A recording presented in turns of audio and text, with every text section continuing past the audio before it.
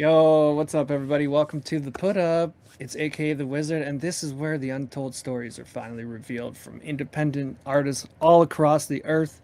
We bring them on each week and we share a different story of one artist each Sunday afternoon, from the beginning all the way to where they are now, how you can support them, keep up with their projects as they build their careers.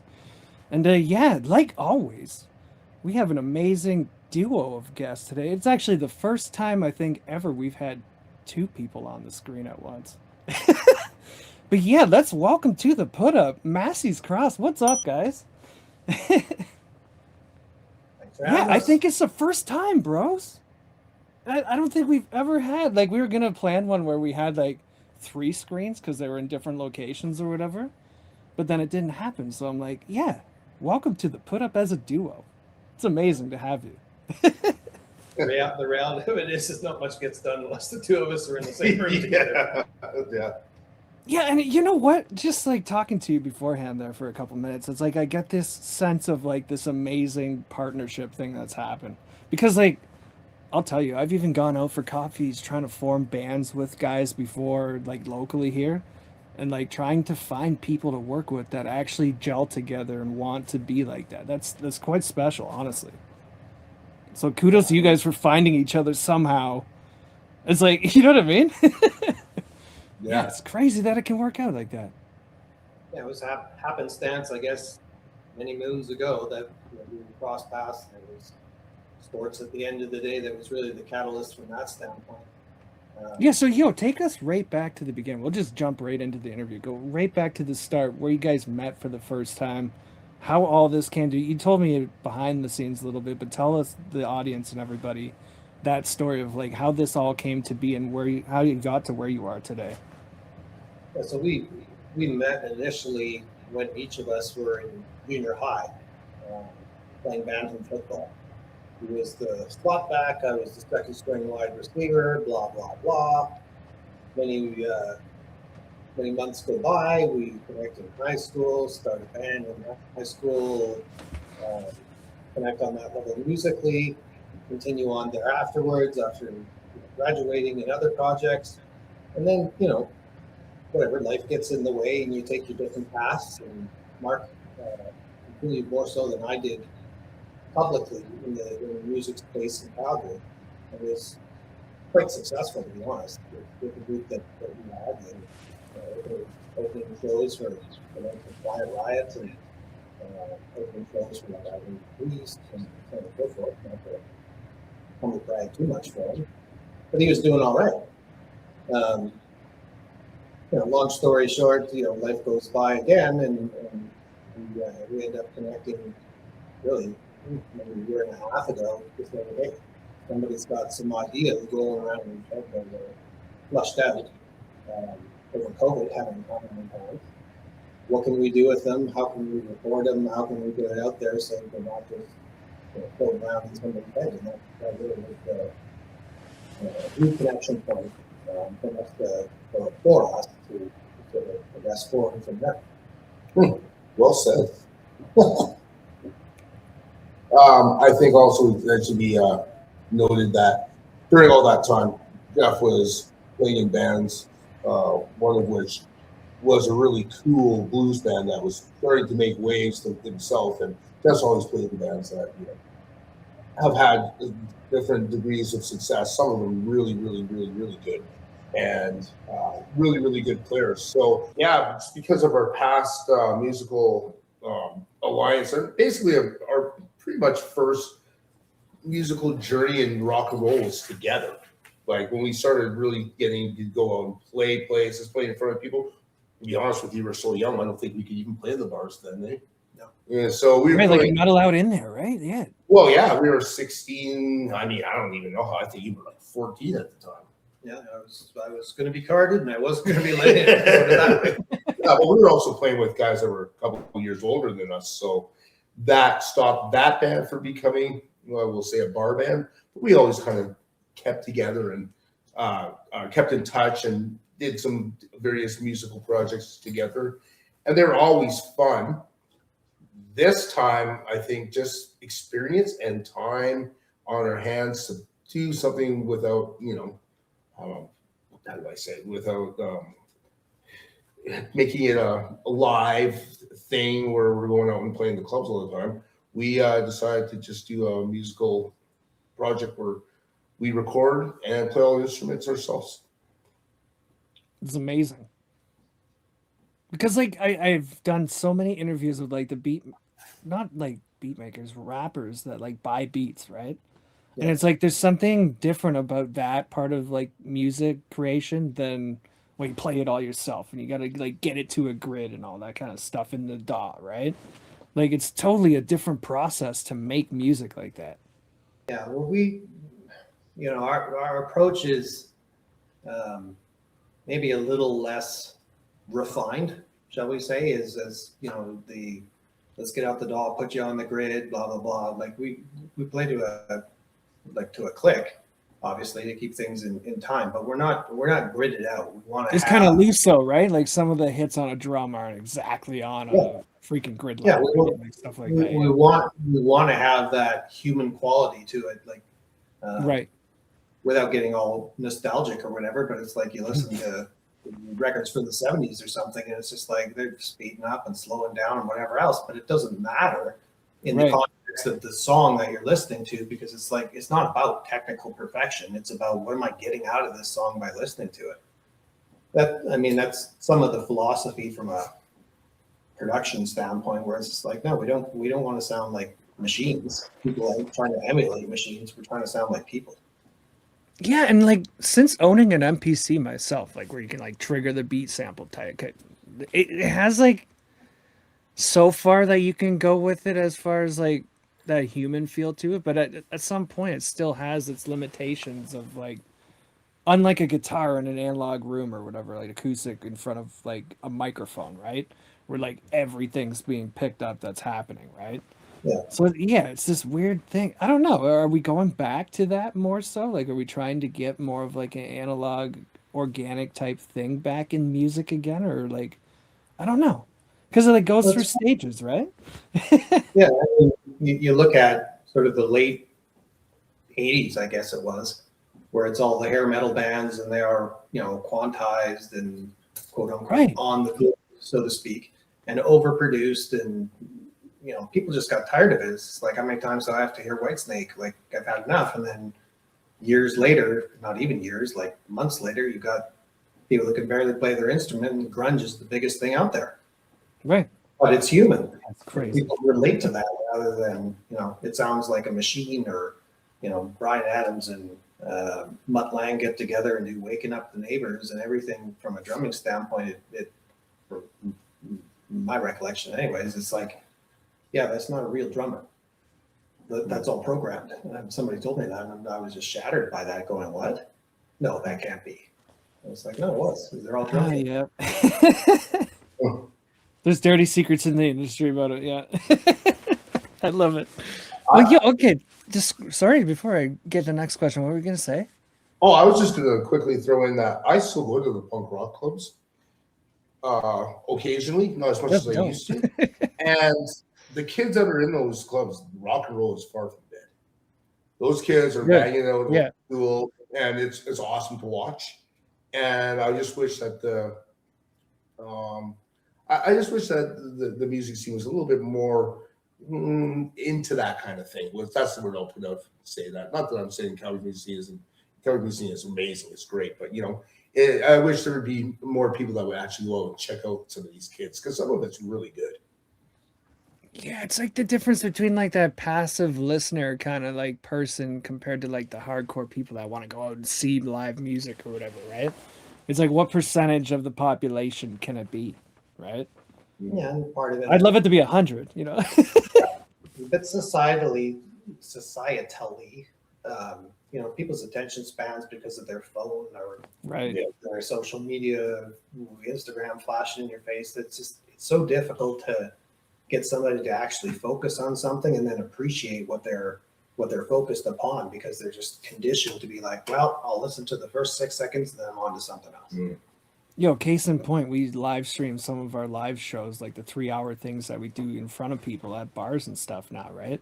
And it's like, when you get off of one of those, You can tell because it's so funny because you get like 200 views on a live stream or whatever, but then the watch time you can like weigh it against it. Like, how did 200 people even show up for that? You know what I Yeah. mean? Because I knew a couple guys that were on it on purpose to watch it because they wanted to, right? Like that's why we ran it that night, and it was like, but where'd the other 200 people come from, right? They're just literally hopping and through it, like scrolling their feed, doom scrolling or whatever, and see it come up, watch it for that split second, and keep going, right? Yeah. And we've Yeah. gotten to that as a society. Yeah, I mean, when you start digging into the dashboards behind the scenes and all the statistics of your videos or your music or whatever else, it can be almost depressing when you start thinking about it, going, hey, this took X number of months to actually make. It's true. And it's, you know, this long in terms of the actual output in minutes or whatever. And somebody saw literally seconds of it and they're on to the next thing. And it's like, well, That was all they ever saw in their entire life from like the moment they were born till they died kind of thing. You know what I mean? Like, how? That's the craziest thought, right? Like, Yeah. well, but yeah, let's tell everybody like what you guys sound like, bro. Bros. Both of you. Yeah, tell everybody like your genre, what you guys sound like when you guys like make your music. What makes you guys stand out? so not to be flippant by any stretch, but at our core, we're a blues rock band, right? Like that's what we are. But we It's actually do kind of take. awesome. Well, I mean, people say that, and it's just like, well, are you the Black Crowes or you're Leonard Skinner? Like, what's your deal? But we take that, we bundle it from the perspective of being from Western Canada, incorporating some of that Canadiana into it, a little folk overtone, a little bit of jazz. We're not, you know, Jaco Pastorius or Buddy Rich or anything necessarily. And added some little experimental layers all of a sudden. And what ends up happening is you know, everyone says, oh, we play everything and we fuse genres together. I would suggest that some of the output that we're doing is literally that. It's got those overtones. Genre fusion. I like the idea. Yeah. So it ends up being this very prairie noir, shall we say, kind of sound, where there's these frequent narrative aspects to the lyrics, a very atmospheric kind of production quality to things, very atmospheric but low-key production at times, bent around the perspective that we have from, you know, being from Calgary. And it's just like, it doesn't sound like Blue Rodeo, doesn't sound like Kings of Leon, doesn't sound like Black Crowes. It's just different. Interesting. Nice. Okay, so where do you guys like get your ideas when you go to make a song?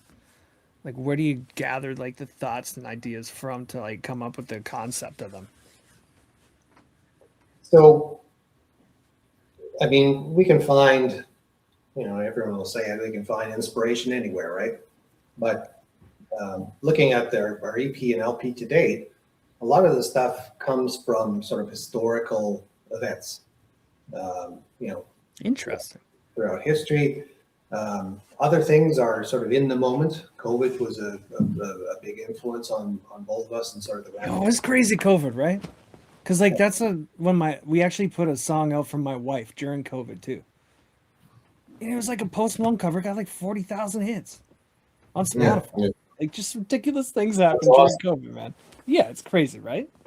These are things that people can relate to, right? Like we all went through some form of Like a trauma together as like society, right? yeah. I mean, there's a Crazy. certain amount of despair and misery that people had over that, and maybe some exhalation at the end of lockdowns and sort of return to normalcy. So it becomes Like a Some- narrative talking point in a song kind of thing. Yeah. right? Yeah, A relate- lot of people can relate to that. yeah. The other side of that coin would probably be that although we are at the core a blues rock band, blues-based rock band, we also listen to a lot of different music, like, you know, stuff like Pink Floyd. We like the Beatles. We like music where there's sometimes a narrative or a concept. right? And some of that kind of stuff can be in our music, but depending on the albums we're making, um, sometimes we write songs. Sometimes we have songs from previous musical projects that we kind of hone and put in, or songs that were never recorded or played, just ideas and stuff. But mostly, when we first started, I had a bunch of ideas. He had a bunch of ideas, and we just mashed them together, and out came Pretty Tasha, which was fun. But more what's the word I'm looking for here? More recently, when we've been writing, we've been actually collaborating together, and that's very rewarding. So now a couple acoustic guitars, sorry. Yeah, some like Tasha, Pretty Tasha is the sort of the opening statement of us being concept driven at the end of the day, which was a matter of refining it and developing the story arc over 6 songs, predicated some of the writing to say, oh, well, we're at this quote act in the story, so we need to have a song that's like this, that'll make somebody feel like this. It can't be aggressive, it can't be whatever atmospheric, it needs to be whatever poignant, direct, like whatever cool that you guys think that way. Yeah, like that. We don't always do that, but I mean, when it comes to things like that, there's almost a cinematic kind of quality to it to say, well, if we're changing the act, now we're the director, we're not the producer, we're the film director to say, what is the tone that we want to jump off the page or out of the speakers, as it were, in this case, given where the story's progressed to at that point. Yeah. And then other times, pretty special, man, because like when sure. we do that, like it's more layers to that music, right? Because it's like most of the stuff's throwaway that we have today, right? Like a lot of people are just like 100,000 songs a day, right? Yeah. Well, one of the things I loved about about Massey's Cross is, for example, on the Pretty Cash album, there's a song called Duplicity, and Jeff's like, well, we're like, we need a couple more songs for this project. And Jeff played it for me. He wrote it, played all the instruments. I heard it. I'm like, that to this day is probably one of my favorite Massey Cross songs, if not my favorite. And that was all something he already had in the can, and then we brought it into the Tasha project, so it was just perfect, right? Yeah, I mean, the only reason why I put it forward at that point was in that same sort of vein was, okay, here's where the story's progressed to, and we're now at the point where we're trying to say the not the denouement, I think, is at the end of the story, but the climax. Yeah, you're telling like that narrative arc thing, right? Yo, it's crazy. I go back to grade 7 English class, and it's like, oh, okay, well, we're here. Yeah. And that song had that vibe, so it's just like, we should put that in there. So I work with this rapper, Lil White Lie, right? And I'm like 6 albums deep, finished like mixing now at this point, right? And he does that same kind of thing, man. So like all 6 of the albums, like I don't know what you call it. It's like a literary term where like both words of like the title start with the same letter or whatever. Okay. So it's been carried through 6 albums now, right? Yeah. And then like when you put the 6 albums together, it like tells a story just like that. You know what I mean? Or like album 1, 2, and it's like the becoming of this, like, yo, and all the names match up to like tell the, yo, it's crazy how deep he went. And it's kind of like what you guys do with that, right? Yeah. Where it's like there's more layers when a listener listens to the music going on than they just see on the outside. You know what I mean? That subliminal sense.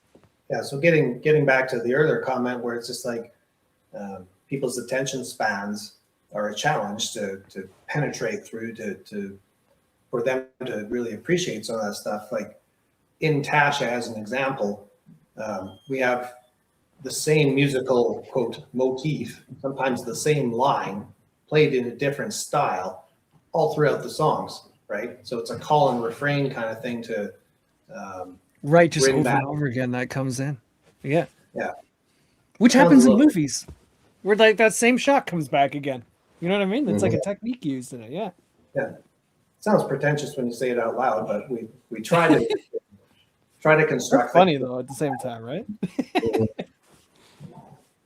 No, and to like let the people watching the show today like understand a little bit more deeper into like the song creation process, because not a lot of people talk about that part, right? Like that like behind the scenes thought process of like this entire concept going on, right? It's wild to hear. Yeah, I mean, if you really want to get deep into that, I don't know if we have time or we should, but just quickly, sometimes when you're in a project, you're in a group, you have one or two guys that write all the songs, or one guy that writes all the songs, right? And then the guitar player comes up with the riff, and then the band goes and the singer goes and does words. Yeah, the traditional way, where we have a lot of different ways that we write together, which is really cool. Well, you walk us through the process of like one track, how you get from like you have a thought in your mind of I want to write a track to like it's out on Spotify. How does that work for you guys? Like pick a track and just go through how that went. Yeah, use Gospel of Luther for this. Yeah, I think you're going to play that one later, but so Gospel of Luther off our last album here from Memorial was honestly almost a throwaway track where it's just like, yeah, it was just a riff I was noodling around on, got a kind of a Delta blues finger picking kind of sound to it, and it just happened the guitar I was playing was suitable for that and had that sound to it.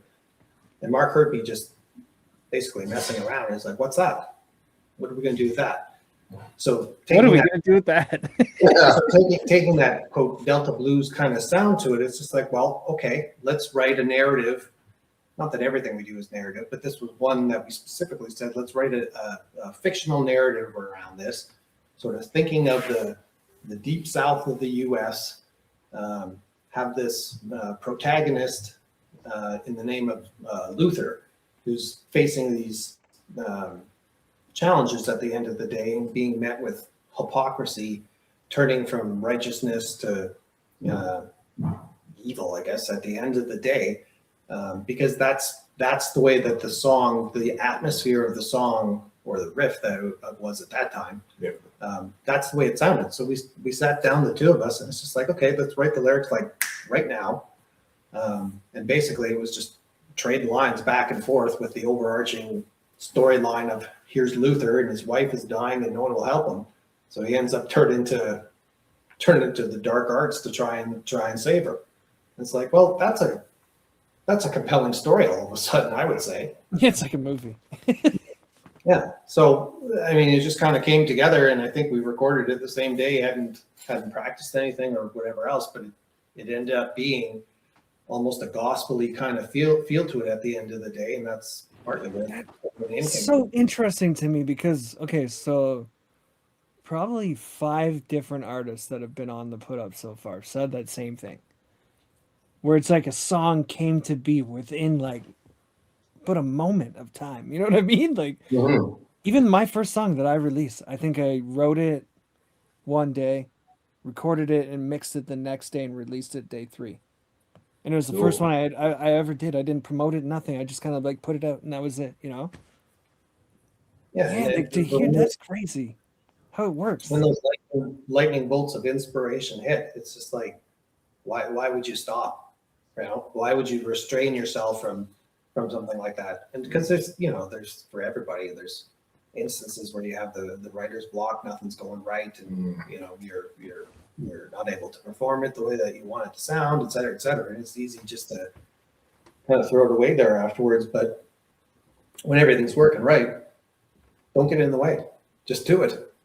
You know what? My production teacher way back in college, Mo Berg, who was like the lead singer of Pursuit of Happiness, right? Yeah. He was teaching us in class, and he said that same thing. He's like, it's like capturing lightning in a bottle, right? Where it's like you can't get it back twice, and it happens inside the air of the room or whatever. And it's like you could try and recreate it 1,000 times. It's still gonna be different. You know what I mean? Yeah. And I mean, we're not writing Stairway to Heaven every day necessarily. It could be though. You know what I mean? Without knowing it.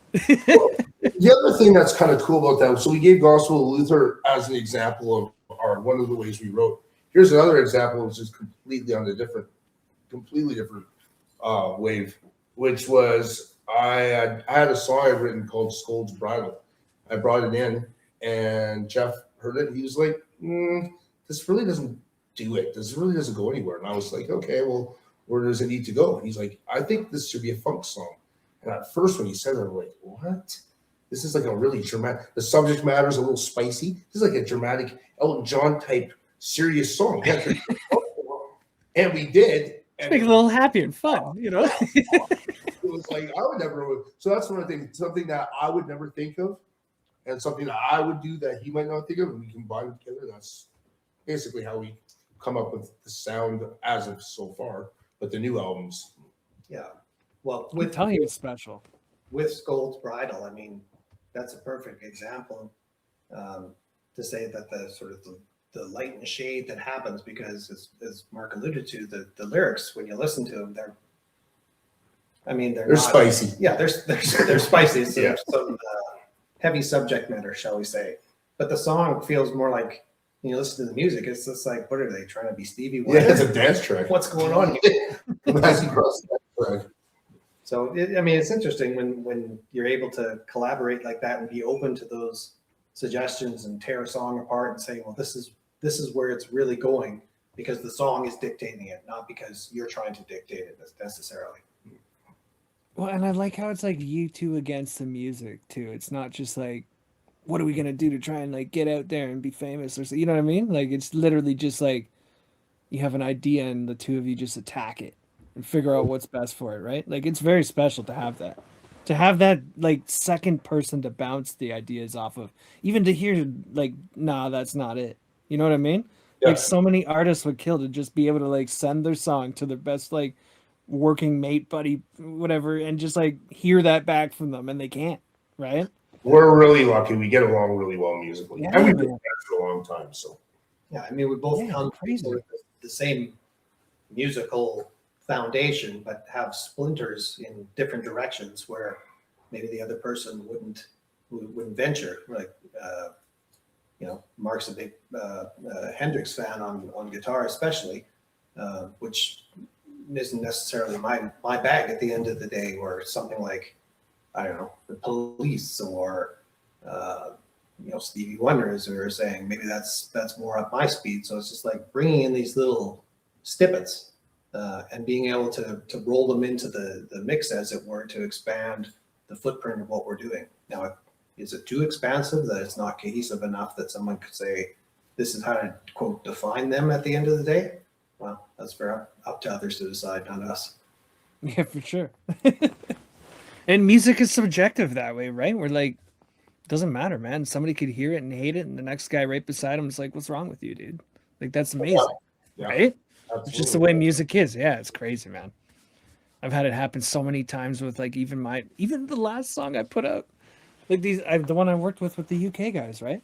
And like we were hyped. We made this entire thing. I wrote this track for my wife for her anniversary and everything. We recorded, we put it out. And the day comes, she hears it, she's like, "That's shit, dude." I was like, "What?" She's like, "The song itself is good, but because I played it live to her on an acoustic a certain way, and that's not what the recording was, right? They made their own thing in the UK for it." And it was just like kind of tinkly sounding, like the guitar on it and stuff is like a telly, but it's like really like too bright kind of thing, right? And it's just like a certain sound. And she's like, "Yeah, that's shit, man." She's like, "I don't want to ever hear that again. Like, I want to hear it your way you played it, right?" To you at that point. Yeah, it's that's great. that's always one of the obstacles when you're writing music. It's just like whether you have enough guts to show it to someone you're really excited about, and they're like, "Yeah." Right, and we go through that, but we've been, like I said, we've been lucky. We're lucky because we actually get along really well musically. So, And maybe that's where some of our narcissism, if you want to call it that, shines through, because we write it, we perform it, we record it, we produce it, we arrange it. Jeff does all the videos. We do it all. Yeah. And some of that control, I guess, at the end of the day is a real benefit when you have the idea in your head, and it's just a matter of getting it down on tape or on tape at the end of the day, and being able to get it done, as opposed to having a collective of people offering input that may be taking you away from where you were going before. Of course, the downside to that is to say, if you're doing it all yourself, you're not getting that input, and it could have been improved upon if somebody else would have collaborated on it. But I mean, that's the path that we've chosen, is to say, hey, we're going to do it all because we have a pretty clear vision of where we're trying to go with things. Yeah, and I just had that thought as I'm listening to that. It's like the whole contrast between that and like some of the like the record label like writing camps and things. You know what I mean? Like where they'll like force people together almost in a way to like make a song baby come out of the collab. Or, you know what I mean? Where it's not like that with you guys. It's literally just two guys got together and like make music that like cohesively does a thing. It's not forced in any way. No, every time we get together, with very rare exceptions, we usually come up with something that's either usable or seeds an idea that becomes usable. Yeah, it's almost like practice for the one if it isn't the one. You know what I mean? We've been really lucky that way that we can usually, I wouldn't say bang out songs left and right, but we have a lot of riffs, we have a lot of ideas and melodies, and it's really cool because you can bounce it off somebody and they're like, yeah, not too crazy about that. Or, you know, we'll get playing something and we'll just fall into it. We look up and we're both smiling, we know we're onto something. Yeah, for sure. Well, yo, Mark, Jeff, we're going to let them hear one of them. Now we're going to bounce the song off the audience that's watching today. Which one do we even have first lined up? I can't remember. Sweet Jezebel. Tell everybody about this song before we roll it. So this is probably as quote bluesy as we would get without doing 12-bar blues. There's a lot of sort of different influences. I think, you know, at the end of the day, I came up with this riff, and it started out with, what if you wrote something like "Since I've Been Loving You," but then the production brought in a little bit of Gary Clark. The playing brought in a little bit of Albert Collins or Albert King at the end of the day. And then Mark stepped up and he's just like, well, I got lyrics for a different song that wasn't intended for this, but they're going to fit. And he started singing them, and it was just like, yep, that's the song, done. Amazing. So it was just, again, one of those, you know, as you say, lightning in a bottle kind of scenarios where it all just worked all of a sudden, and it came together pretty quick all of a sudden. But yeah, we love the blues, so this is probably our bluesiest song. Yeah. It's an homage, if nothing else, to blues music. Nice. Well, yo, we're going to roll it. Yep.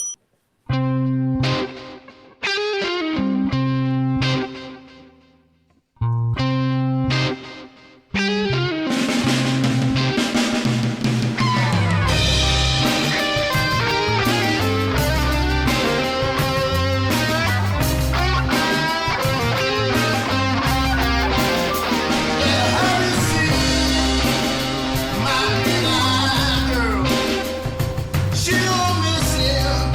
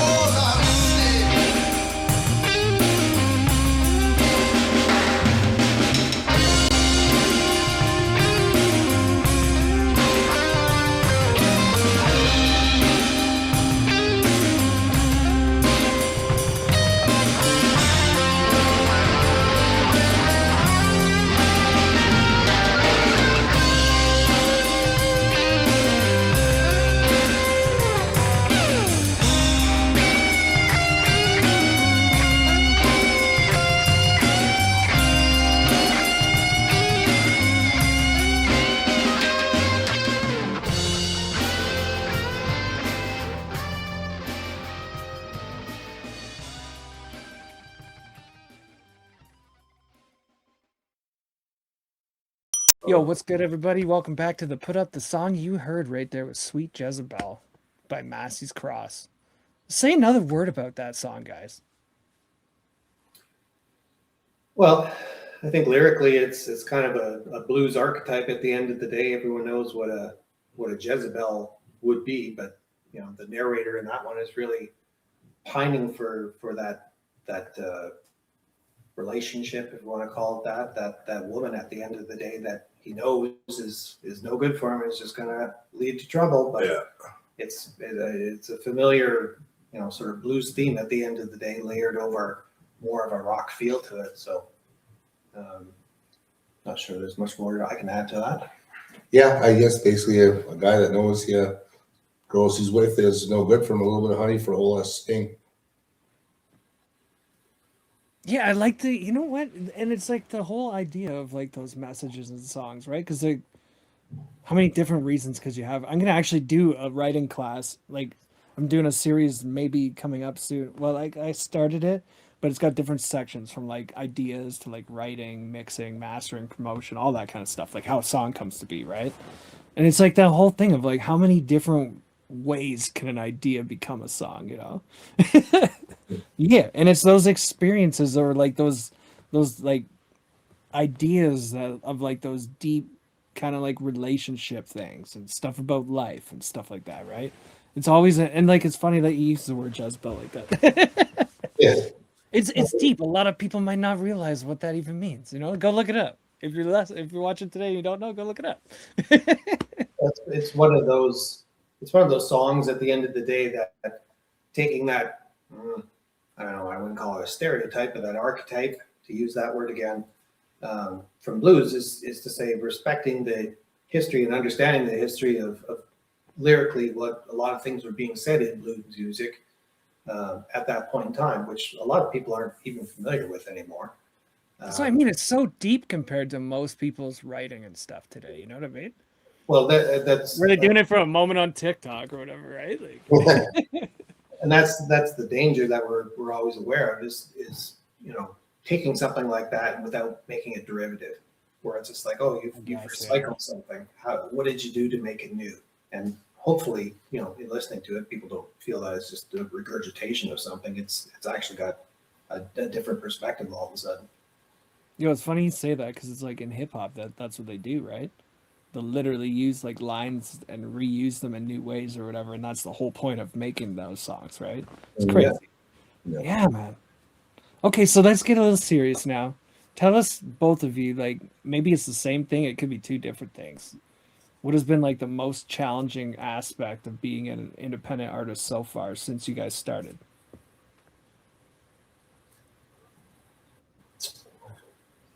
I would say maybe just dealing with how much music actually is out there and trying to navigate through there. We have a pretty decent, fairly large social media profile or footprint, and that's helped a lot. But I musically, we don't have very big problems. We keep repeating this. We work really well together, but trying to kind of find our little corner, our little niche where we can kind of sit. That can be difficult sometimes because we're a different band. We're not. It's not like your typical pop music on the radio or whatever, right? Yeah. Yeah, we tend to be a little bit more bluesy, hard rocky. There's elements of folk. There's elements of a little bit of jazz in there. So we're a melting pot. So I mean, the exposure aspect. I mean, I think it's fair to say that the Spotify's of the world or any sort of big corporate entity at the end of the day isn't there for the little guy. So they weren't here for us anyway, right? Like it's not even their point. Yeah. So it's really about as Mark was sort of alluding to, is understanding and navigating those pathways with your almost guerrilla marketing all of a sudden to be able to force your way into those platforms or exposure opportunities, such as something like this today with yourself, and persevering at it. The counterpoint to that is to say that the other challenge becomes, as we were sort of discussing off air beforehand, is like when you start wearing so many hats, where you're the creative control aspect of it, you're the engineering side of things, you're also the marketing side of it. It spreads things pretty thin where something's going to have to give. So you're going to Usually it's marketing and release, you know what I mean? Like that end portion of like once it's made kind of thing. And that's probably the most important part. Yeah, unfortunately, right? Our time has been focused on sort of the quote unquote business side of things, not because it's fun or rewarding, but because that's what's going to get you that exposure all of a sudden. You know, it's playing that live show, and instead of just like shutting down at the end of it, going out and meeting all the crowd. That aspect. Absolutely. You know what I mean? Absolutely. Yeah. If I could put it in like one sentence. And it doesn't matter whether that's on social media or at a live concert event or wherever you are. You could be at a fucking Tim Hortons drive-through. You know what I mean? Like Well, going out and meeting the crowd, but at the same time thanking the venue. You know, what can you do as the entertainer? What did you do to help them, right? Are you thinking on that level of bringing money in for an establishment? You're part of the marketing promo team at that point. You know what I mean? Like being on that level, right? You're playing the bar and you've got a microphone. Why aren't you pumping the drink specials? Or why aren't you pumping, what's 100%. going on next week or whatever else? So trying to take a holistic approach, respecting, both someone like the venue and the fans. It's just like, oh, okay, well, there's only so much time, but there's, luckily for us, there's more than one of us. So someone's out glad handing with. I guess there's two of you, right? You can get twice as much done. There you go. I like it. You know what? I just thought of that too, as you were saying that before. It's like, have we gone backwards away in a little bit with the, how like technology has allowed all these people to do this, right? Mm-hmm. Like 20 years ago, you couldn't just go and record your vocal for TikTok, right? You know what I mean? Yeah. It would have been 10 grand to get that done. You know what I mean? And you have to meet the right guy that would allow you into the right influence circle so that you could even get into the place to like be on the mic, right? And has that like access to technology kind of like set us backwards in a way? You know what I mean? Where it's like too accessible now, and now you're spread too thin, and now you can't make something you could have if you were in that place back then, right? These are things that I think about with like the progression of technology and everything. It's wild. It's a double-edged sword, isn't it? Yeah. Right? Like if you use technology as a tool, that's great. But if you rely on it too much and it starts to really overwhelm what you're doing and becomes the main, like I think of AI as being the most obvious example in music these days, where you can use AI as a tool. Hey, how should I better master this track? Like what frequency should be clipped out of this a little bit to distinguish the bass more from the bass drum or whatever. Okay, using it as a tool, but when people are like, hey, write me a pop song that will be popular on this particular playlist on Spotify, go. It's like, well, that's a little different all of a sudden, I would say. So and it's just that, I don't know, the not spending time on processes thing to me. Because it's not all just making music, right? It's like, how much time did you think about marketing? How much time did you think about promoting that thing? Getting the release ready? What does the visual mean to the song? Like all that other stuff that we do as an artist, right? It's like, if you remove that, what's left? Like, it's really like, it's changed today. You know what I mean? Compared to back then when everything was a concept. Everything was well thought out. It was an entire business plan written out for an album, right? Like, how are we even going to get this done kind of thing, right? Yeah. And have we lost something by having access to all this shit now, right? It's crazy to think about, man. Even in days gone past, if you were fortunate enough to get a record deal, so to speak, there would be the marketing department, and there would be other people behind it to develop you as an artist, and it might be 3-4 years or 3-4 releases before you sort of hit your peak or your zenith or whatever. But they market, like they literally sit there and map it out with you, right? On a paper kind of thing, right? Like, but nowadays, have that extra, right? But nowadays it's just like, well, I don't hear a single, next. Yeah. Right. I want to implore any of the artists watching this to like slow down a little bit. Take the time to actually think about what you're making on a deeper level, like you guys have been talking about this entire time today, right? Where it's like Mm. the story between tracks, the story between albums. This is like, what is your purpose of being an artist, right? It's like digging deeper into that whole aspect of that instead of just Yeah. popping songs out because we can, right? I mean, for the keen listeners, I won't give it away, but if you listen to our two records, there is a little bit of a cohesion and some sneaky things going on. That's what I And- mean, like little Easter eggs and stuff. Yeah, Put them in that's your like- music, yeah. right? Like on purpose. And the new album is going to be even more interesting in that. I don't want to divulge too much, but yeah, it's something we spend a lot of time working on, making sure A there's lot of concept. just up in your mind, right? It's not even like a physical thing. It's just thinking about that long enough to conceptualize and come up with the plan behind all of it, right? Yeah. I tell people that all the time. We go to sleep and we wake up smarter, right? It's like something that you were having trouble with the day before. You go to sleep, you wake up, and you'll have the solution. It's just how it is. You know what I mean? I do it with mixing all the time because I'll have like, you hear sound and you're like, that's not right, and I don't know how to fix it.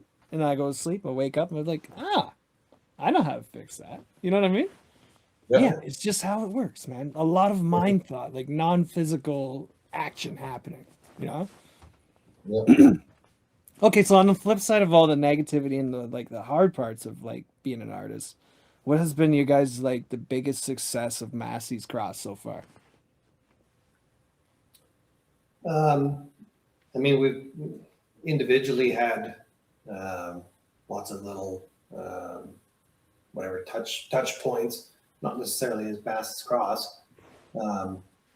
Biggest thing that we've been able to accomplish, I guess, over these two releases that was the most rewarding was this TJPL News Global Independent Volume 1 compilation of various independent artists was put together, and it was actually Sweet Jezebel that we just played got selected for that release at the end of the day. So rewarding. Congrats. That's amazing.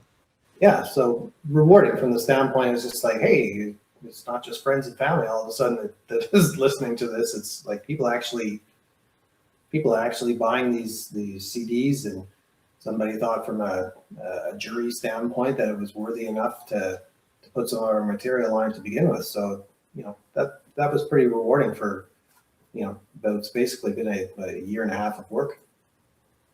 You know what I think is the funniest thing is like we do all this like making art thing, right? And you'll hear like, oh, I just do it for the music or whatever, but you really want something out of it, right?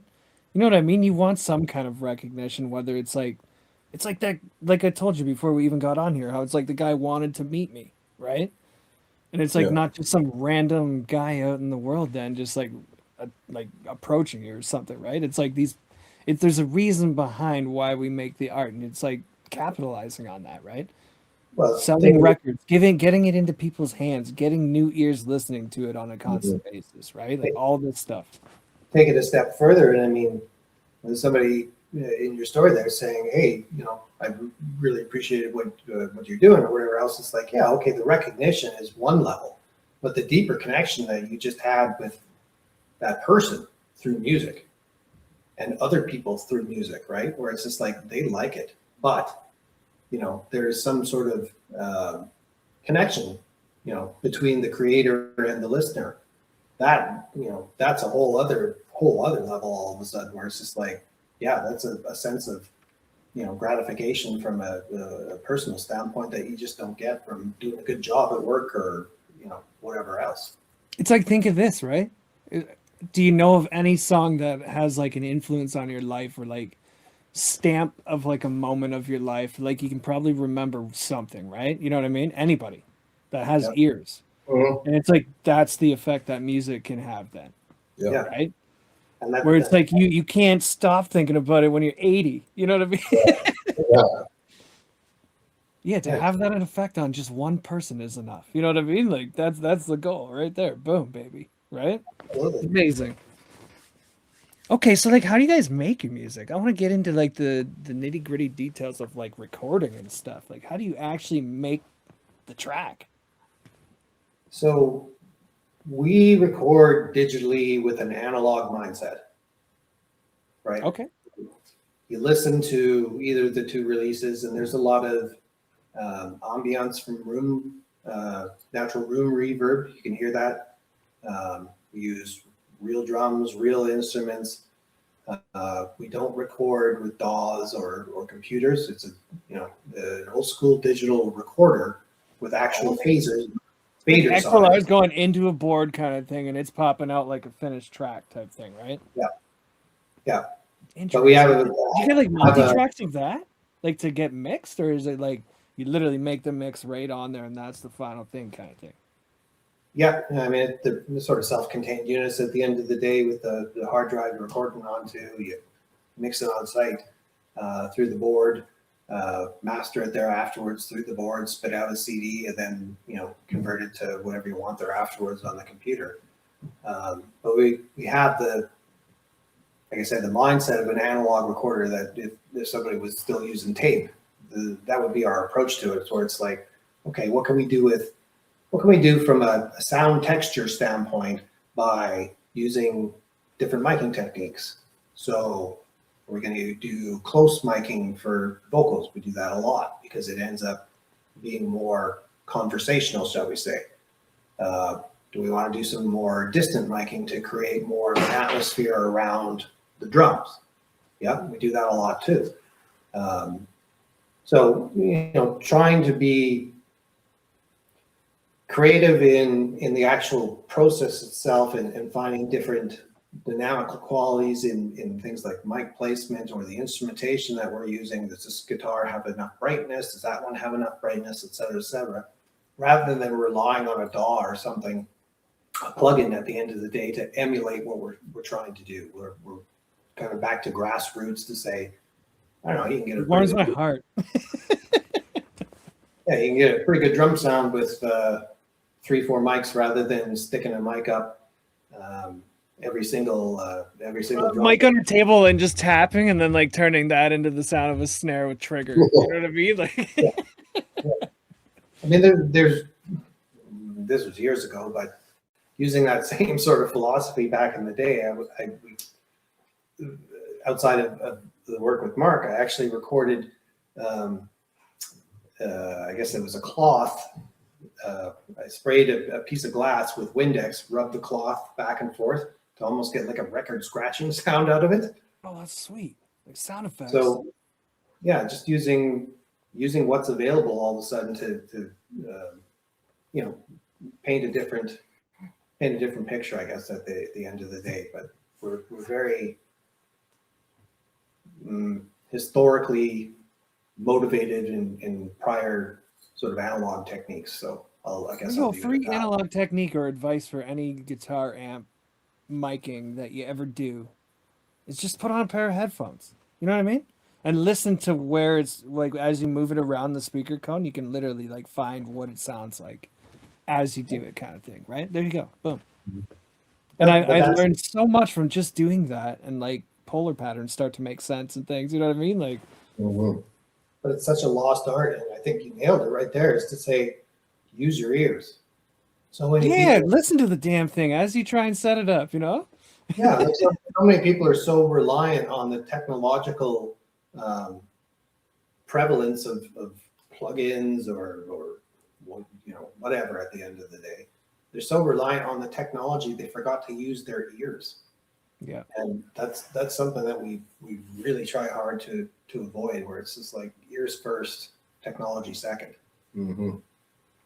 Oh, I'd love it actually, because like you hear like studios now like still recording back to tape. You know what I mean? Like they're still trying to like remove the computer, even though it's become such like this like staple thing of like recording, right? It's like, how can we get back to like where we were, essentially, right? Wasn't it Dave Grohl ended up buying that 24 channel board at a man. I don't remember the studio Little Mountain? No, it wasn't Little Mountain, but there's a whole Netflix. Oh yeah, the one in it hadn't moved or something, right? Like he had the thing rebuilt in his own studio after pulling it out of there. Mm-hmm. I think you answered my next question actually, damn it.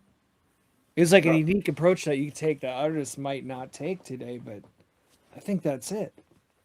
Just using like different mics and like moving them around and like using the space around you to make your sound the way it is, you know? I don't think there's a lot of that happening today, you know? Well, it's a lost art form, I would say, and not to say that we've got it mastered or anything else, but there's so much personality, I guess, you can put into a recording by just experimenting with things like that, or even just as you say, the different microphones. It's like, am I going to use a dynamic mic? Is it going to be a condenser? Is it going to be a room mic? Like, what are you trying to achieve with the end in mind will dictate, what you're going to put in between the instrument and right. The yeah, because you put a condenser microphone in front of an amplifier, for example, it's like much grittier and brighter, right? Then you go take a Shure SM57 or whatever and put it in front, and it's like that typical sound of like an even tone you get on a guitar. You know what I mean? Like just different things. And if you want that bright thing for a certain sound, then you have to use it that way, right? Like, yeah. But without being married to it through everything that you do, it's just like, well, that's the mic I used on that amp, or that's the EQ that I used on that instrument on the last track. So it's going to be universal throughout the everything that we do. There's got to be some of that, so there's some continuity, I would suggest. But sometimes you want different atmosphere, different mood, and it's like it's going to predicate you do something different, and you may have to experiment to finally get the output. We actually talked about this in a different episode with, I think, Luke. It was the idea of like, do you feel like you're put in a little bit of a box if you were only to use like a certain plugin set or like certain VSTs when you make music, right? Where it's like, if you look at other cultures like India and all these other places around the world where music has come from like the 1500s and everything, right? It's like they're not using like a set toolbox like that. They're trying to find something that hasn't existed or is out there in the open air or whatever, right? Different ways of doing things that have never been done before, where it's like once you have a sampled thing inside of a DAW, you're kind of stuck with what you have. You know what I mean? Unless you go get a mic and record something. Now you have endless options again, right? Yeah, and further to what you were saying before, but by using your ears on playback and hearing it, and it's like, well, it sounded like this when I was doing it, but now that I play it back, it's like, oh, it's got a there's no bite to it. It doesn't cut through because there's too much ambient room noise or too much ambient reverb, I guess is what I'm trying to say. That's going to have to be adjusted on the next pass or whatever else. But having that clear sort of end goal in mind as to what the output should be like. Does it help you record better that way? That was my other question. I just thought about that too, right? It's like when you hear it back and you didn't get what you want, now you're going to perform it again even better, or try to, right? So it's like, does it increase the overall quality of things with that method too, right? I don't think we could say that we're experts. You can't prove it either way, right? I guess. Yeah. We're not expert engineers or recording artists, or not recording artists, but we're not an expert behind the engineers. At the end of the day, I know, but I am, and I still find that to be like an interesting point, right? Where it's like, now you've taught yourself a new technique that a lot of people aren't even considering when they're making music, right? But it's not like analyzing your own takes back to make sure they have the tones that you want, right? Without having to EQ it or whatever. Yeah, and that gets back to, you're wearing so many hats, where it's just like, well, you're the engineer, but you're also the producer and you're also the performer. Each one's going to have their own. How much brain power can you put towards that, each one, right? Like, right. Each one of those positions is going to have their own perspective on it relative to what it is that you've done, but you're that one person. So it's just like, how many different perspectives can you really give to your own stuff all of a sudden? Right. It's challenging. And it's just like human nature too, right? Like, my wife's always been a sales lady, so she's in business marketing right now, right? And she excels at talking to people and making connections and selling stuff, right? Where it's like, I'm an engineer. I sit in a room alone. Nobody talks to me. I've become a show host on the Put Up here, but like prior to that, 6 years ago, you would have never seen me. You know what I mean? And it's Yeah. like I just have that soul of like technical. I want to sit there and like tweak stuff and like hear it again the other way. You know what I mean? Like different types of people, different types of strengths. And then it's like when you're independent as an artist wearing all of the hat, where are your strengths and what do you lack really? Right? It's like where do you have to fill in because you can't put or you just don't have that ability in your mind to like think that way about that thing, right? Yeah. Yeah, but at the same time, while that is can be burdensome when you're trying to do everything by yourself. At the same time, you're not racking up billable hours at the studio. That and being told what to do. You know what I Yeah. mean? Like you get to make all those decisions yourself that way, right? Which is freeing, but also like the downside, I guess, right? They have proven that like approaches or whatever, right? Yeah. Well, from a technical aspect, let's just be honest. Jeff does all of the recording, so he does a lot of. He does the mixing and stuff. I go home with the CD how do you think of this mix stuff, but most of that technical side of us has a lot to do with Jeff. So it's also really nice to be able to work with someone who you trust their ears. Right. You trust that, but like we recorded something that come back and it's, maybe he says more recently we've been listening to different actual mixes of one song, which is cool too. Different ways of mixing it, different ways, but that's the technical jargon and that's more his. That's where I geek out hardcore, man. Like I could just so many revisions and different things. You know what I mean? Yeah. Like I'm just thinking hours and hours, like 150,000 hours. You know what I mean? I'm just sitting there tweaking some stuff.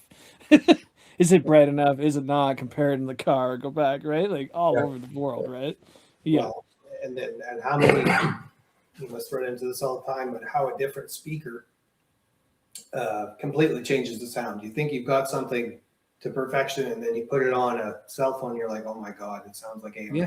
Mm-hmm. Or you put it on a desktop, and it's just like, wow, suddenly that snare drum's punching through and making my ears bleed. Mm-hmm. And I don't want to burst bubbles when I say this, but like through experiencing, because I'm an engineer, right? So I work with mastering engineers in different studios and things, right? And just through the years of doing this for so long, it really comes down to what room you're hearing something in for mixing and getting that to sound the same on all systems, right? I don't even think I could be as used to it as I am in this room and this mix like rig that I use, right? And it's still gonna be inaccurate a little bit because I didn't spend 150K on the walls like the $1 million one in London that I sent it to. You know what I mean? Where it almost comes down to put me in that room, and then you'd have that other result too. Yeah. It's not even about a skill at that point. It's like, how is the sound monitoring set up? How perfect is it really to like physics, right? Yeah. Because I like went through extensive research and like I took a training course from a guy over the phone that's an acoustician for like structural stuff, right? Vibrational technicians, shit, like crazy stuff. And like learned so much from this guy about the physics of sound and why it is that way, right? So it's like there's no voodoo magic to this. It's just physics. It's how perfect are you hearing something, because the speakers all make like you think of like an amplifier and a speaker, right? Pretty much the voltage going into those as like a signal is always the same within reason, or else it would distort, right? Mm-hmm. The way that a speaker makes sound never changes. It's using a magnet and the way that it works, right? With a coil and magnet. You have the amplifier that like they're all designed the same way. They've always been designed the same way to like turn electricity into audio, right? And so like those things stay the same. What changes? The room you're in, right? Mm-hmm. Mm-hmm. So then flip that when we're mixing, and all of a sudden it's like if we could take the room away, it's going to sound the same on all the speakers. So then it comes down to how close can we get that room to taking the room away, right? Mm-hmm. Making it so perfect that it goes away, right? Yeah. Yeah, that's all it is. That's all mastering is when it comes down to it. It's like, how can it sound the same on everything? How perfect is the room you can make it in, right? Mm-hmm. And from our standpoint, we're not chasing perfection, right? And I don't think you can ever achieve it if you were. You know what I mean? There's always going to be somebody more skilled, more knowledgeable, more technically astute than you. Right. And you got to realize that no matter what level you're at, you could be at certain levels and be like, there's always going to be that star that's like 10 times better than you, right? Like 10 times bigger, 10 times richer, 10 times, whatever it is in your mind, right? Like, which gets back to the other comment, is to say, like, we leave the humanity in things. Like, we leave the humanity in the performances. We leave the humanity in the production, in the mixing, in the mastering. Like, nothing sounds overly glossy or overly polished, and some people might say it's even rough, and it's like, oh, okay, like that's up to you, but it's perspective at that point, right? Well, but it sounds human and it sounds like us, and it's like, that's the two most important things: the shine and the sheen. That's secondary. It's almost like, because we perform live now, right? It's almost like the same idea as how little the music itself actually has to do with the connection between like the fan and like the person on stage. You know what I mean?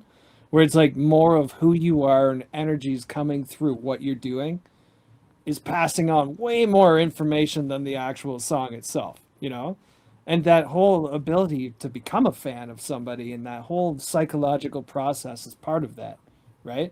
Yeah. It's beyond just the musical aspects of that. Who are you? It's like your core of like, that's why we do the put up even, right? When people hear music, they can't connect to an artist on a level of getting to hear you guys talk today, right? Yeah.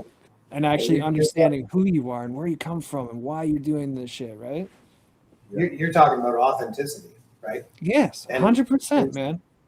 Anywhere in life, if somebody comes off as inauthentic, then you've completely turned off the receiver of that message. So in what we produce, and hopefully what we're doing here today, it comes across as authentic, not perfect. Right. Yeah. Oh, I like that, actually. We should probably do an entire class on perfect versus authentic. I love it. But we're going to see a video, I think, right? The second file you sent me is a video, yeah? Correct, yeah. Just trying to open it up again here. Please Take This Heartache is what the name of it is. Tell everybody that's watching today about this track, and then we're going to see it. So I think this was really a progression that Mark walked in with. Another one that we didn't have words for, so we picked an emotional state and said, let's write a song about that sort of emotional state. Interesting. See concepts again. Yeah, on a much more segmented basis in this regard. But it's the usual story of breakup, but rather than focusing on the relationship breakup and telling somebody, this is how I feel, I am sad and I am heartbroken. It dances around it. It's a little bit more nuanced all of a sudden, and hopefully feels a little bit more meaningful, I guess, at the end of the day, or it hits a bit deeper rather than being so literal with the words. Yeah. It's more metaphorical, talking about sort of the emotional state, as I say, of the situation versus the situation itself. It's interesting that song comes on at the same time as what we just talked about. Yeah, I think also with that song has kind of almost a retro, old school rock and roll sound to it. Almost like, I don't know if it's a valid analogy, but it's almost like a Honey Drippers or like a 50s type style song. That's what I think when I hear it. Well, I'm so happy to get it on the put up because like we've done so many hip hop people, you know what I mean? And it's like to finally have some like different sound palettes to work with, It's so perfect. Yeah, man. Well, let's roll it for the people. Let's let them hear it.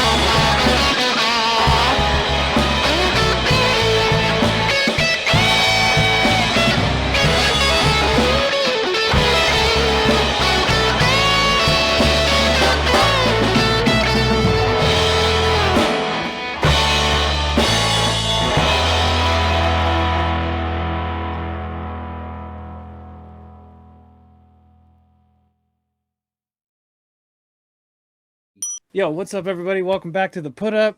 What you just heard right there was "Please Take This Heartache." I can't see the whole thing. It had more to it, right?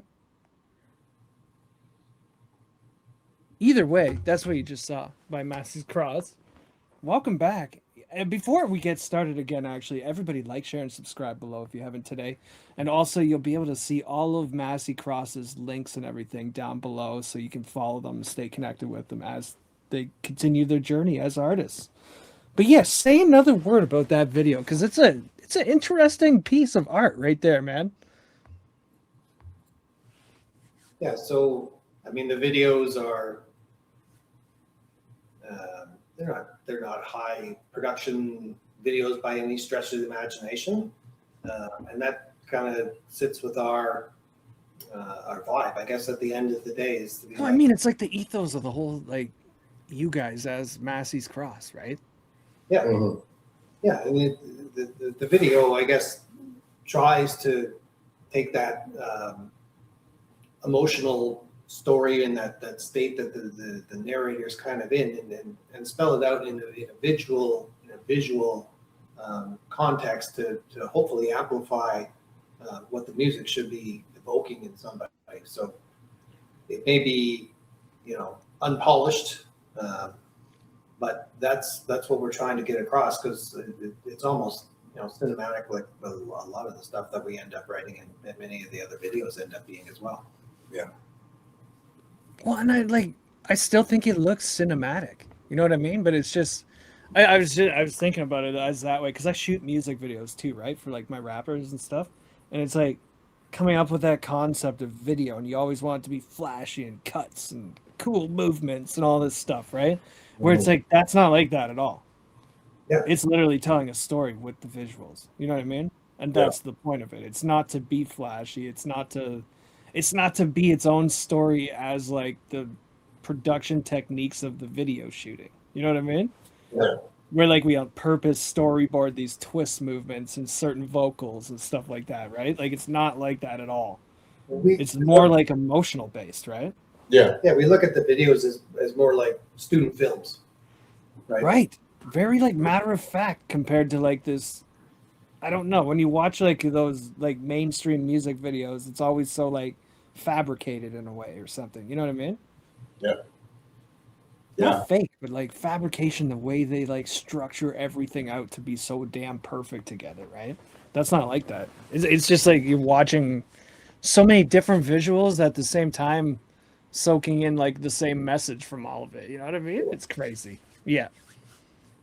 Well, thanks for bringing that one. Yeah, that was a great one. I enjoyed it heavily, honestly. But let's get into connection with fans, and let's tell everybody how you make your art relatable to them. How do you connect to like the people that listen to your music? So from a relatability standpoint, part of it is, rightly or wrongly, I'll say it anyways, is not to be overly pretentious with this, lyrically, musically, or otherwise, and really pick lyrical themes and stories and narratives that people can recognize as being familiar, right, from an historical standpoint, but putting your own twist on it at the end of the day, so that the literal meaning of the words might mean something completely different, but the familiarity of the theme from where it's coming is almost universal. So it's not breaking new ground necessarily, but it's taking it and putting a different twist on it.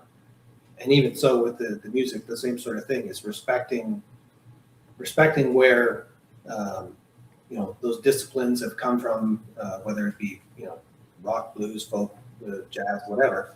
Respecting it, but being able to take it and refine it into your own output all of a sudden that has hints of those themes without, again, being derivative, or without being derivative, I guess, at the end of the day. So there's about it all the time, man. That whole point of it, where it's like you go to write a song, right? It's like everything's already been written about before, probably 100 times over, right?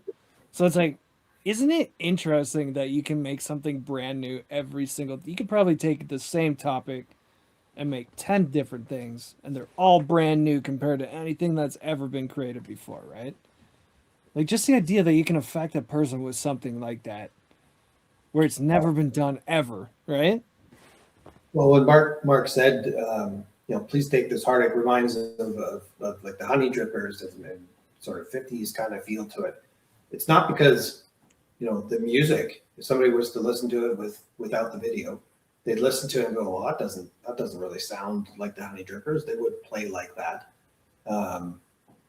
Something from the 50s wouldn't sound like that. The production would be different or whatever.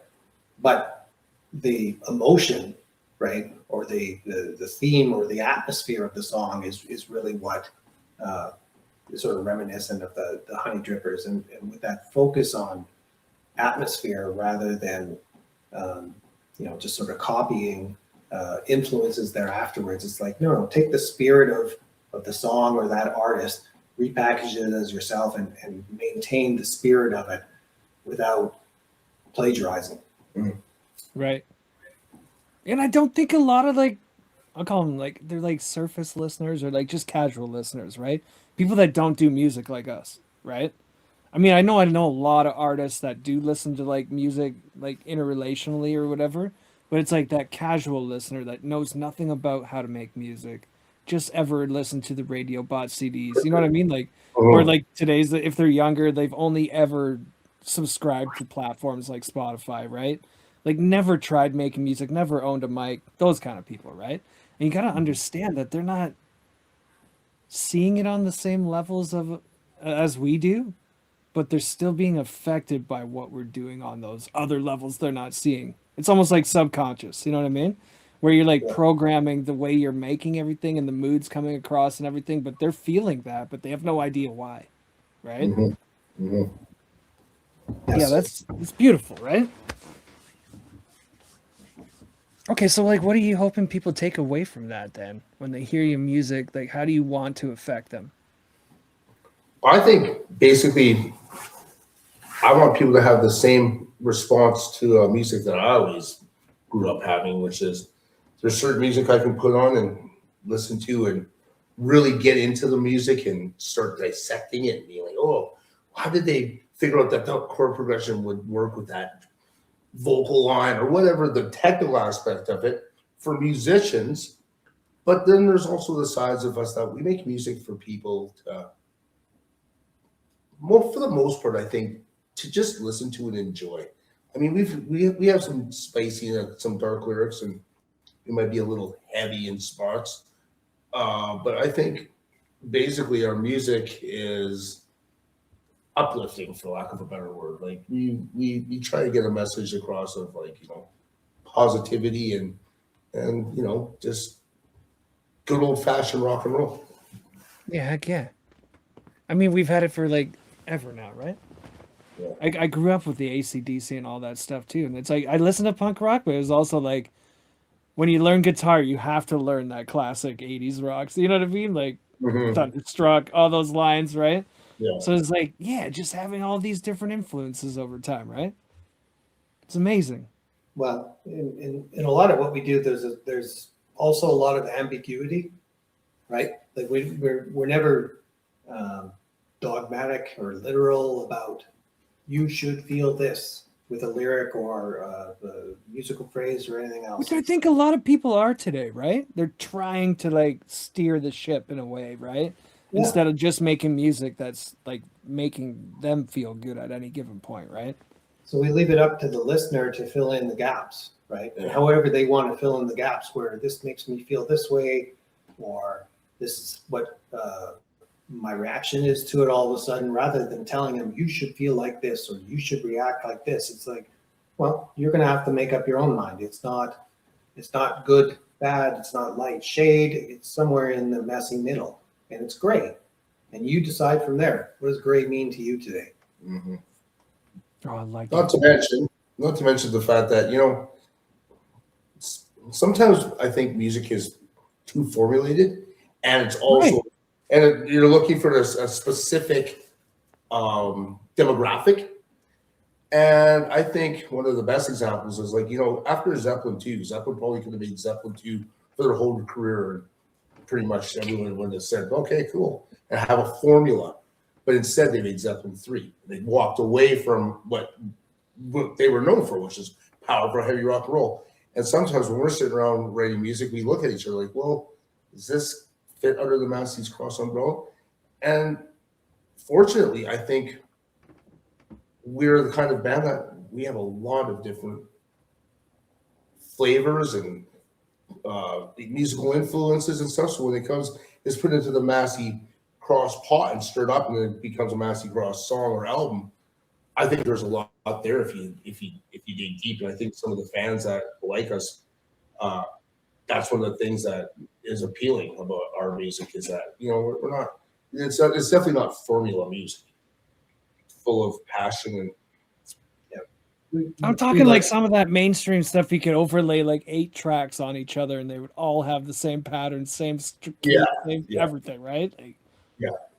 Well, look at country music these days with I think they call it bro country, right? Where it's just like insert any individual you want as the singer, the guitar player, whatever. Where it's like basically that's the 1980s hair metal formula repackaged as country because it's just yeah.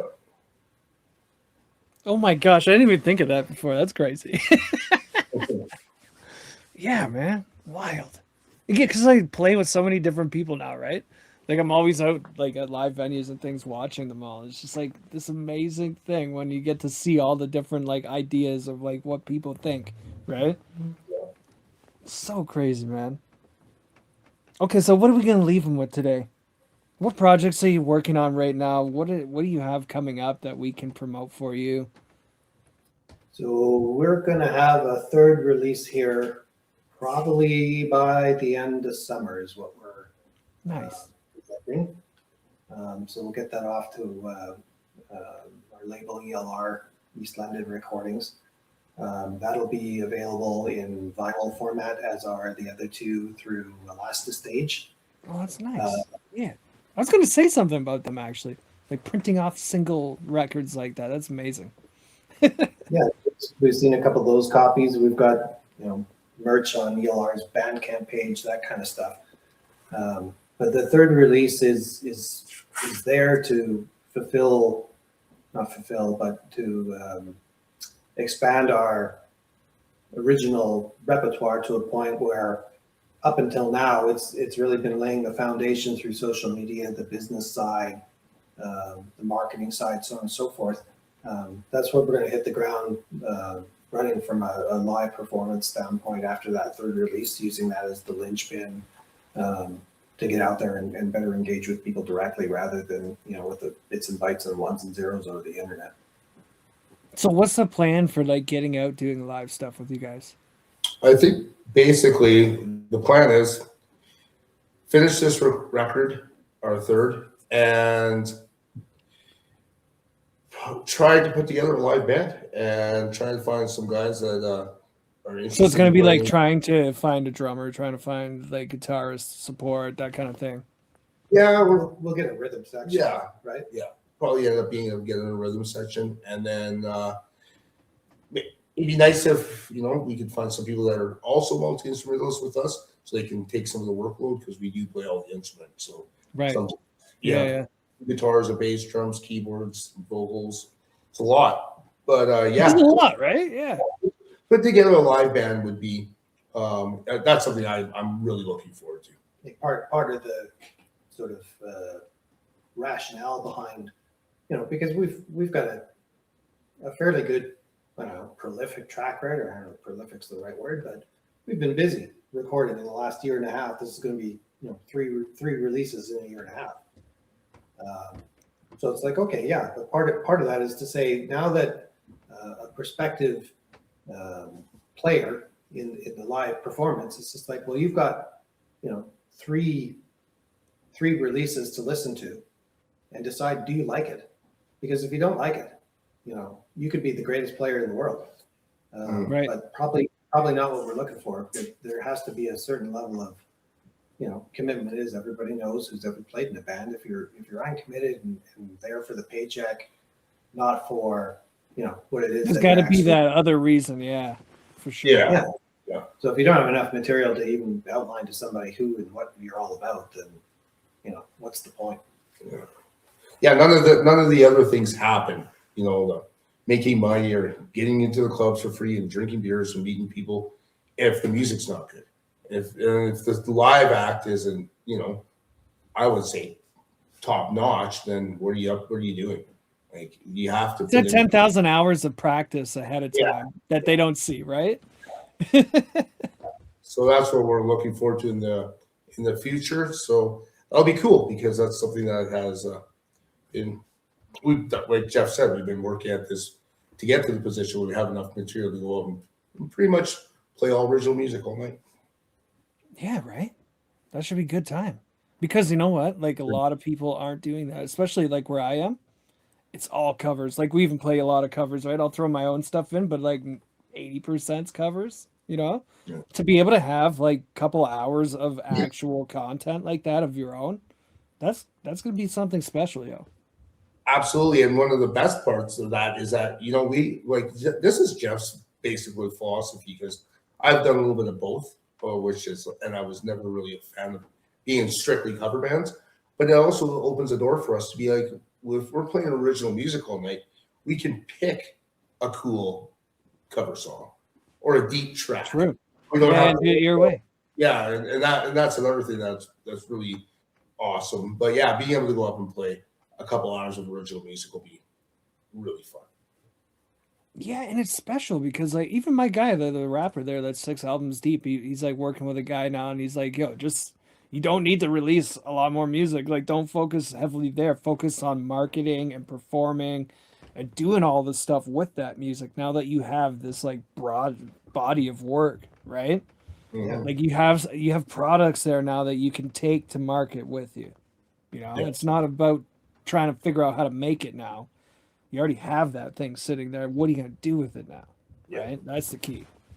Yeah, whether it's the business side or the content side, the material side, whatever you want to call it, you can be premature in sort of unleashing everything where one of those 3 legs on the stool isn't as secure as maybe the other 2 are. So we've taken our time to this point to build out all 3 legs of the stool so that we're not unstable, I guess, when we're ready to go out there. Because just flashing out there saying, hey, we've got 6 original songs, it's like, oh, okay, that's great. Well, you're not gonna get plugged into the cover band circuit, and no one's really gonna get excited about your 6 original songs. So right.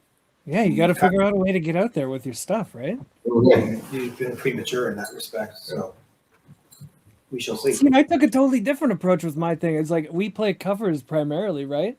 Mm-hmm. Yeah, I throw my stuff in. Nobody notices when it's my song. You know what I mean? It just kind of fits in with the rest of the stuff, right? Yeah. But then it was like, because I have all my other businesses internationally with like mixing and like record label style work, right? Like producing for people, even like making like album covers, like the like marketing parts of it. You know what I mean? Mm-hmm. So it's like, when I was going to like think of what I was going to do, I was like, I don't really need to be what you guys are going to go do, right? Where it's like, I have so many other things going on. I just need a fan base to watch what I already do. You know what I mean? Mm-hmm. Yeah, it's crazy to think about when you're going to be that style. Because like I know another guy that I produced here locally, his whole thing is to only play like original music when he's playing live, right? So he'll only take a 45-minute set to an hour kind of thing, right? Like he hates covers. He's like, yo, it has to be real, right? Has to be mine, has to be brand new kind of thing, right? Yeah. Yeah. Different perspectives on that. Yeah, man. Well, when growing up and going to the local clubs and watching the cover bands, I mean, I get it. They're there to the bands that are there. They're there for people to dance and to sell beer. That's cool. I've done that. But with this project and with where do you see yourself, you guys, like in the next like 5 years, hitting like stages like that? Like where you're like the center of attention type thing? We absolutely have a plan of where we want to be in, let's say, 3 years. Okay. In terms of playing live and doing a little bit of touring, if feasible. But yeah, basically continue recording records and putting a live show on that is entertaining and quality music. Now, when you say a live show, is it just playing music, or is it like you're gonna come up with like from minute 0 to X amount of minutes, and it's gonna work that way when you perform that? You know what I mean? I think there's going to be two different types of Massey Cross shows. I think there's going to be us up there playing music. Hopefully, I guess the goal would be to support some of the bigger bands around town that come through. Some of the bands that come through there. But I also see in the future probably a little bit of that cohesive narrative showing up in some of the stuff that we do. Like, for example, the new record is, for lack of a better word, a concept record. Yeah, there might be a night where we just play that in the first or the second. Like a fucking play happens or something that like describes the album. You know what I mean? Like instead of you performing it for the night, it's like an entire act happens, right? Yeah, I could see us going down that road. Right. Like that's why I thought of that. I was like, it could definitely go two ways here, you know? I don't think we'll have backup dancers anytime soon. No, I met one last night. We could certainly have some audio visual aspects to it. You know, thinking like a Pink Floyd kind of scenario where you know, like you're having an entire atmosphere happening in a venue or whatever, and not just the music, right? It's like the stories being told here tonight, kind of thing. Yeah, right? Absolutely. Yeah, that's cool. Okay, so lastly, before we get off of here today, it's been great, by the way. I told you it would be. See? Yeah, thanks for having us. How can fans, collaborators, anybody that wants to support you, get involved with your work? How do they stay connected to you? Where's your like main platform, all that stuff? So we're on Instagram, we're on Facebook, we're on Spotify, all the other streaming platforms, the Deezers of the world, et cetera, et cetera, et cetera. There's so many to name. Yeah, it's impossible. Last FM. Bandcamp, SoundCloud, blah blah blah. Well, so you take time to manage all of like the other ones too, right? Eh? Yeah. That's sweet. Yeah. But yeah, I mean, you know, somebody wants to support us. You know, as I said before, there's vinyl available for our 2 albums on Elastic Stage. We've got a little bit of merch, as I said, on East London Recordings Bandcamp page. Right. And of course, obviously a follow or a save or whatever else. YouTube, our videos are all up on YouTube. You just look up Masseys Cross, right? That's it. You know, everything pops up. We have an official channel of Masseys Cross, so if somebody were to just use the search engine, they would find us pretty quickly in that regard. Or go to any of those other sites, the SoundClouds of the world. There's links everywhere. Any social media, there's links to get to these various things. So if someone was to get into Instagram, they can immediately find all these other connections from that standpoint as well. Yeah. Yeah, it's crazy how everything's like interconnected now, right? Linktrees and all this stuff. Well, yo, both of you, thanks for coming on today. It's been amazing. Appreciate to hear your story and like meet you guys and like just get to share everything with the audience today. It's been amazing. Well, thank you very much. Nice meeting you, and good luck with your musical adventures. Yeah, like, you know what? It's the funniest thing. Like, I know I'm going to be successful with whatever I do because I've just been doing it for so damn long, right? But it's like, I'm excited to see what happens now. Since I know what I know about you guys, I want to see you in like 3 years and see what happens, you know? Yeah, well, hopefully we're plugging along and out playing, touring, making records. Hell yeah. You know, I want to see it live if it comes my way. You know what I mean? Like, we'll be happy to be back. Yes, exactly. Yeah, and you know what? Maybe I got actually an interview number 2, a totally different list of questions we can get you back on here once you've done some of that stuff and come back and share about it. There you go. Sure. Yeah. But yeah, honestly, thank you for coming on today. It's been a great time. Everybody else I'm sure watching has had an awesome time watching and hearing all your story.